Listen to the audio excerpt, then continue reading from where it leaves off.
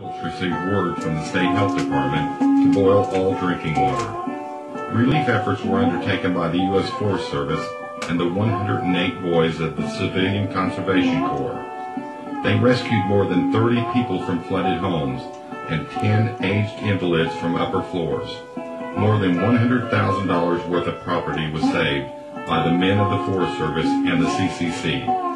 They waded through water and mud, working in sleet and in bitter cold.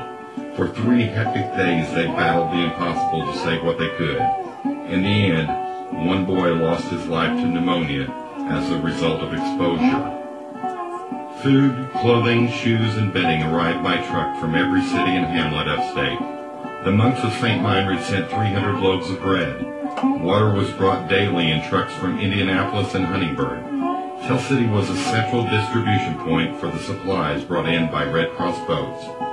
The American Legion and veterans of foreign wars aided the Red Cross. Members C.F. Shelton, Alfred Clemens, Erdix B. Ewing, and Joseph McMahon were in charge of housing and clothing. Phone service was disconnected, so the only contact to the outside world was through the Forest Service wire to Paoli for emergency calls. However, Tell City was not without newspapers for a single day. The Evansville papers were trucked in daily, which was not an easy task. The usual 50-mile trip became 200 miles. The local courier truck met another truck at Dale, which came there via Newburgh, Boonville, and Linville.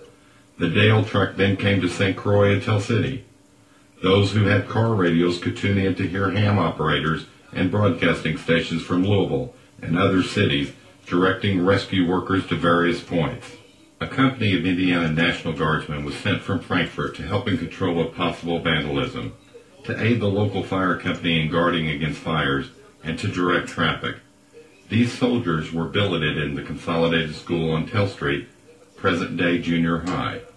Fire Chief Fred Franz and 24 of his firemen stayed on duty 24 hours a day to guard against fires, protect property, and aid in rescue. At 9 p.m. each night, a guard would ring the Newman School bell to announce the curfew. Guards walked the streets all night, and no one was to be out past the curfew. Even Mayor Schultz was stopped one evening while trying to enter his store.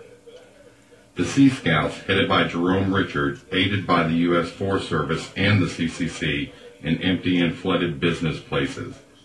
They all acted as messengers from various relief offices, and in the absence of printing presses, they mimeographed and distributed Red Cross bulletins and supplies. City Hall became the main lifeline used by the Red Cross. Chaired by Chris Zerker, Dr. P.J. Coltis was in charge of medical aid and nursing, flood relief, transportation, and equipment. Offices of the State Board of Health were here.